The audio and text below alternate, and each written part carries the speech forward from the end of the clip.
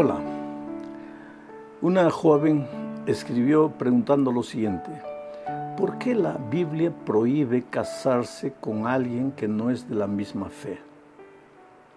Oh querido, la Biblia no prohíbe. En realidad la Biblia no prohíbe nada. La Biblia es un libro de orientación. La Biblia trae las instrucciones divinas, no las prohibiciones divinas. El problema es que nosotros encaramos todo como prohibición, prohibición, prohibición. Cuando la Biblia dice, no os juntéis en yugo con los infieles, es simplemente por un motivo. Mira, para que un hogar sea feliz, el novio y la novia deben tener el mayor punto en común en los diferentes aspectos de la vida. La misma cultura, el mismo nivel social, la misma formación, la misma fe, esto es básico. ¿Quiere decir que usted está haciendo discriminación? No estoy diciendo que un rico tiene que casarse con un rico, un pobre tiene que casarse con un pobre, no. Pero para que una pareja sea feliz tienen que tener el mayor número de puntos en común, especialmente en el asunto de la fe. Ahora, si así mismo, teniendo el mayor número de puntos en común, ya hay dificultades, la vida matrimonial ya es un desafío de adaptación y muchas veces al primer año, al segundo, tercer, cuarto año ya se están separando las parejas. Imagínate cuando no hay puntos en común entre ambos novios y llegaron al matrimonio solo llevados por la atracción física. Especialmente cuando el fundamento de la vida cristiana es la fe. Yo siempre digo, un matrimonio para tener éxito, para ser un matrimonio feliz, no tiene que tener solo dos personas, tiene que tener tres. El hombre, la mujer y Cristo, porque en la medida en que ambos amen a Cristo, se van a amar uno al otro. Pero si uno cree en Jesús y el otro no cree en Jesús, ¿cómo va a funcionar eso? Entonces el consejo divino es, hijo, yo quiero que seas feliz. Trata de buscar una persona que tenga el mayor número de puntos en común contigo, especialmente que tenga la misma fe, que amen al mismo Dios, que sirvan al mismo Dios, que tengan la misma opinión con relación a las instrucciones divinas. Porque de otro modo uno va a pensar, este consejo divino es bueno, pero el otro va a pensar, eso es una tontería, y ahí ya comienzan las divergencias. Que Dios te bendiga. Vamos hoy a la lección número 9 para el 1 de junio del año 2024. El título de la lección es El fundamento del gobierno de Dios. Mira, el propósito de esta lección es mostrar que el fundamento del gobierno de Dios está formado por los 10 eternos principios de su santa ley, y que esta ley incluye el sábado como día del Señor. Oh querido, la salvación nada más es que el rescate de los prisioneros y los condenados por el pecado. ¿Y qué es el pecado? Es el quebrantamiento de la ley de Dios. Si no hubiera ley de Dios, no habría pecado.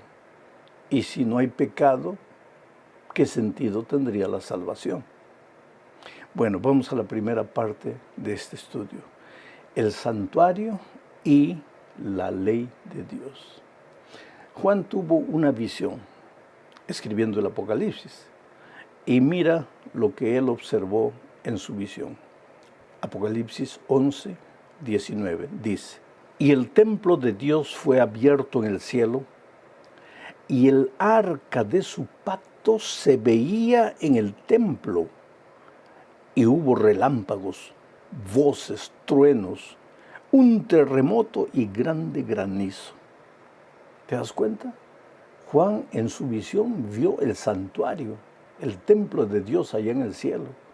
Y en el lugar santísimo estaba el arca, así como en esta tierra también, en el lugar santísimo del santuario estaba el arca.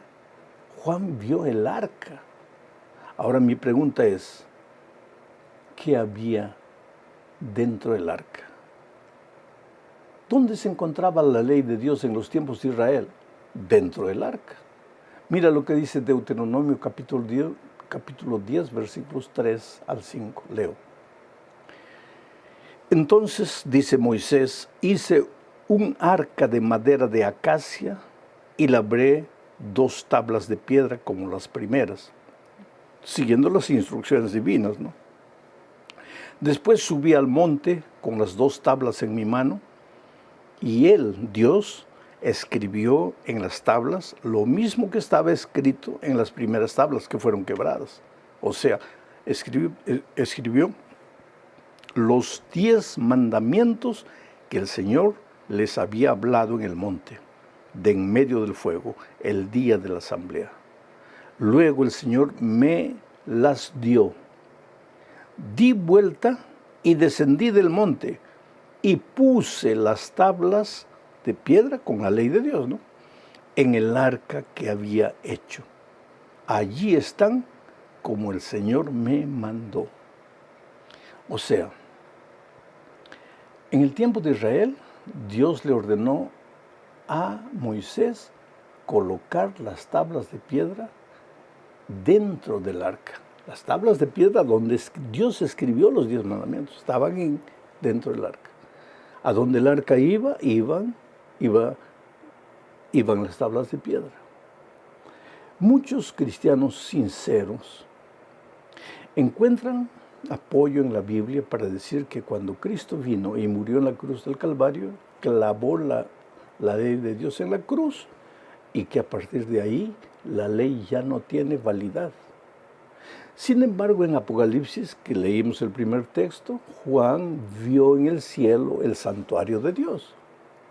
Y en el lugar santísimo vio el arca. Y pues dentro del arca está la ley.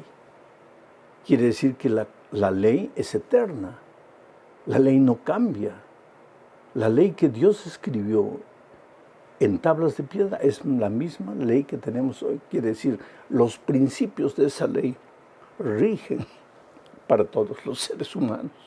Esto es lo que se menciona en la segunda parte de este estudio al hablar de la inmutabilidad de la ley de Dios. O sea, que la ley de Dios no muda, la eternidad de la ley de Dios. Mira lo que dice Mateo capítulo 5, versículos 17 y 18. Y estas son palabras del propio Señor Jesucristo. Voy a tratar de comentar lo menos para respetar lo que el Señor Jesucristo dijo.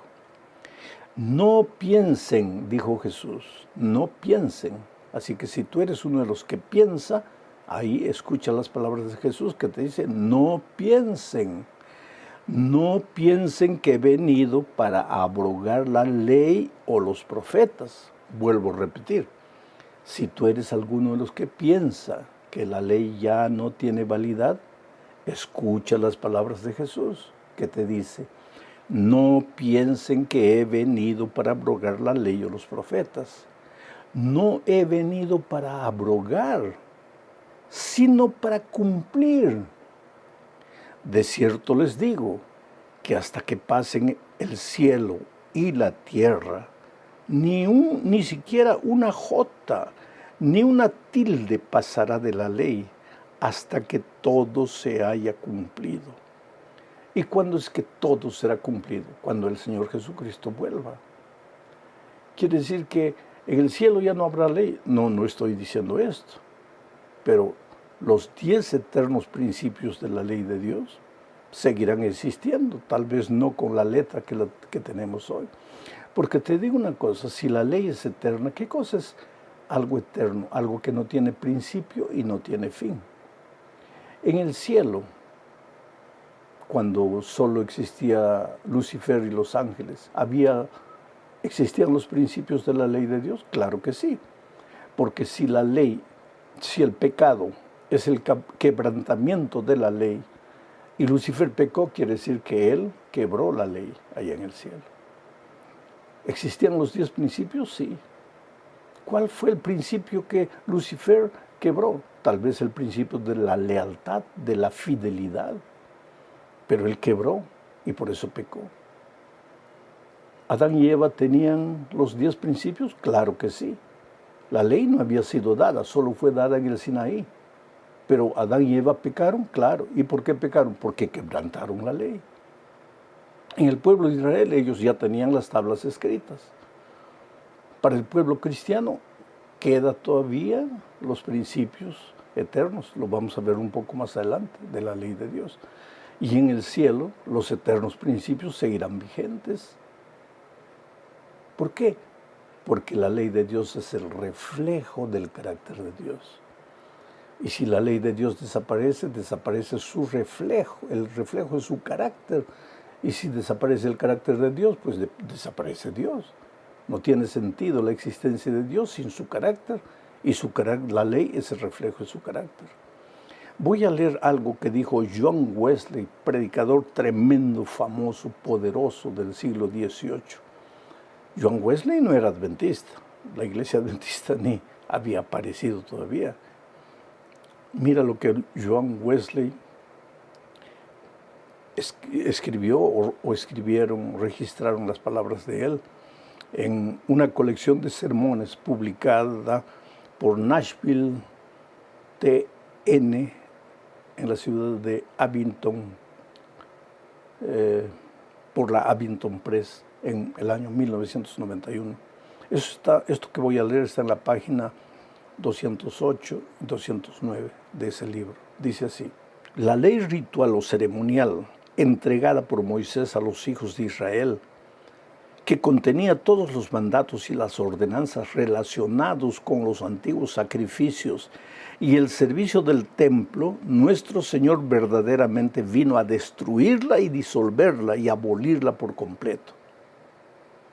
Pero la ley moral contenida en los 10 mandamientos e impuesta por los profetas no la eliminó. No fue el designio de su venida revocar ninguna parte de ella. Esta es una ley que nunca puede ser quebrantada. Cada parte de esta ley debe permanecer vigente sobre toda la humanidad y en todas las épocas, ya que no depende ni del tiempo, ni del lugar, ni de ninguna otra circunstancia susceptible de cambio. Estas son palabras de John Wesley, un predicador que no era adventista, pero que encontró en la palabra de Dios la eternidad de la ley de Dios. Ahora mira lo que dice San Pablo en Romanos 7:7. ¿Qué pues diremos? ¿Que la ley es pecado? De ninguna manera. Al contrario, yo no habría conocido el pecado sino por medio de la ley, porque no estaría consciente de la codicia si la ley no dijera no codiciarás. ¿De qué ley está hablando Pablo aquí? ¿En qué ley dice no codiciarás? En la ley de los 10 mandamientos. Y Pablo está diciendo que él no sabría lo que es pecado si no existiría la ley de Dios. Entonces está claro y completa en Romanos 3:31 diciendo: luego, ¿invalidamos la ley por la fe? De ninguna manera. Más bien, confirmamos la ley. O sea, la gracia de Cristo no anula la ley. Somos salvos únicamente por la gracia de Cristo. Pero si hemos sido salvos por la gracia de Cristo, vamos a vivir una vida de obediencia a los 10 eternos principios de su ley, entre los cuales está el sábado. Y esta es la tercera parte de nuestro estudio. Para esto voy a leer Santiago 2, 11 y 12. Y voy a leer este texto porque el otro día alguien me hizo una pregunta interesantísima. La pregunta fue la siguiente: pastor, muéstreme un versículo de la Biblia, del Nuevo Testamento, muéstreme un versículo del Nuevo Testamento donde diga que el sábado continúa siendo el día del Señor. Muéstreme un solo versículo. Yo te haría la pregunta de otra manera. Muéstrame un solo versículo en el Nuevo Testamento donde diga que porque el Señor Jesucristo resucitó el domingo, o porque el Señor Jesucristo se reunió en algunas ocasiones con sus discípulos el domingo, el sábado deja de ser el día del Señor y comienza a ser el domingo. Muéstrame. Pero el Antiguo Testamento está lleno de versículos que muestran que el sábado es el día del Señor. Y ahora mira lo que dice Santiago 2, 10 y 11. Porque cualquiera que guarda toda la ley, pero ofende en un solo punto, se ha hecho culpable de todo. Porque el que dijo, no cometas adulterio, también dijo, no cometas homicidio. Y si no cometes adulterio, pero cometes homicidio, te has hecho transgresor de la ley. ¿En qué ley están estos dos mandamientos? No cometas homicidio, no cometas adulterio. En los 10 mandamientos de la ley de Dios, donde también está el sábado. Ahora, usando las palabras de Santiago, diríamos, el que dijo no cometas adulterio, dijo también guarda el sábado. Y si no cometes adulterio, pero transgredes el sábado, te has hecho transgresor de la ley. Estoy parafraseando a Santiago. O sea, no hay argumento para decir que porque no hay un versículo en el Nuevo Testamento que hable del sábado, el sábado ha dejado de ser el día del Señor. Y que hay algo mucho más serio. El sábado, dice la Biblia, es la señal entre Dios y su pueblo. Leo lo que dice Ezequiel 20, 12 y 20. También les di mis sábados para que fueran una señal entre ellos y yo, para que supieran que yo soy el Señor, el que los santifico. Santifiquen mis sábados y serán una señal entre mí y ustedes, para que se sepa que yo soy el Señor su Dios. Claro, el sábado es la señal entre Dios y su pueblo. Y ahora mira lo que dice Apocalipsis 7, 1 al 3. Después de esto, vi a 4 ángeles que estaban en pie sobre los 4 puntos cardinales de la tierra y que detenían los 4 vientos de la tierra para que no soplase viento alguno sobre la tierra, ni sobre el mar, ni sobre ningún árbol. Está hablando de la destrucción final. Y vi que otro ángel subiendo del oriente tenía el sello del Dios vivo, el sábado. Y llamó a gran voz a los 4 ángeles, a quienes les fue dado hacer daño a la tierra y al mar, diciendo, no hagan daño a la tierra, ni al mar, ni a los árboles, hasta que marquemos con un sello la frente de los siervos de nuestro Dios. ¿Y cuál es esa señal? El sábado. Pero querido, en la parte 4 de este estudio vemos que el diablo también tiene su marca, su señal, su sello. Mira lo que dice Apocalipsis 13, 16 y 17. Y ella está hablando de la bestia, que es uno de los símbolos del enemigo de Dios. Y ella hace que a todos, a pequeños y a grandes, a ricos y a pobres, a libres y a esclavos, se les ponga una marca en la mano derecha o en la frente, y que nadie pueda comprar ni vender, sino el que tenga la marca, es decir, el nombre de la bestia o el número de su nombre. Es interesante que mientras el sello de Dios es colocado en aquel que quiere, en aquel que desea, aquel que acepta, la marca de la bestia es colocado por la fuerza en todas las personas. ¿Y qué con relación a los que creen en Cristo? No, sobre ellos el diablo no tiene poder. Pero para tener el sello de Dios tienes que aceptar al Señor Jesús como tu Salvador. Y tienes que aceptar su palabra y sus enseñanzas. Pero el diablo no respeta libertad. Él sí fuerza a sus hijos y los marca, los identifica con su nombre. Entonces hoy día estamos en la gran batalla de los siglos. O aceptamos el sello de Dios, o aceptamos el sello del enemigo de Dios. O pertenecemos al pueblo de Dios, o pertenecemos al ejército del enemigo de Dios. Llegamos a la parte final estudiando el mensaje de los 3 ángeles. Leo Apocalipsis 14, 6 al 9. Vi a otro ángel que volaba en medio del cielo, que tenía el evangelio eterno para predicarlo a los que habitan en la tierra, a toda nación, raza y lengua y pueblo. Decía a gran voz: teman a Dios y denle gloria, porque ha llegado la hora de su juicio.